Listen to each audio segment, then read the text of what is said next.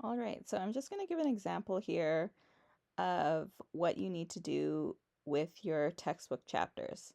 So I get what you're saying. When you're reading textbook chapters, it's a lot of content, so it's hard to just read them and remember them.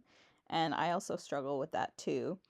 It is important that when we're reading the course notes or the textbook content that we're also taking notes at the same time. So we're actively reading this content. So when I say we're actively reading it, we're highlighting, we're taking notes, we're paraphrasing, we're making lists of definitions. We're making we can make cue cards, we can use sticky notes to take notes, but either way, we need to be writing at the same time and jotting information down as we're reading. Or else you're just going to get to the end of the chapter and you'll just end up forgetting it. It'll just be stuck in your short-term memory. So you have your chapter here. I went ahead and I read the first paragraph. So the step 1 is going to be read through the paragraph.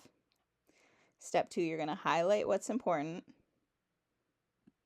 Step 3, you're going to paraphrase what you had highlighted. So you're going to write that down on a separate piece of paper or open a word processor like I did here.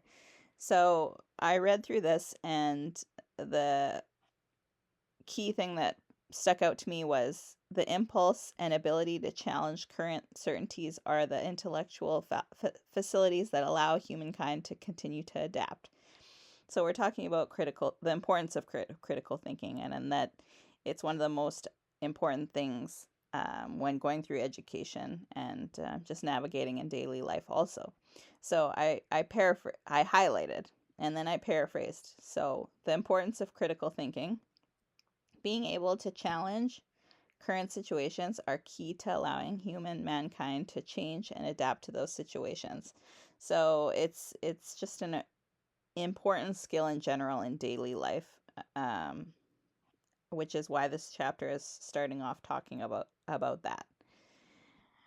So the next paragraph starts talking about the scientific method. So that's a form of critical thinking, and I highlighted this portion. Science works in a large part, because it has a methodological requirement to attempt to disprove every proposition it investigates.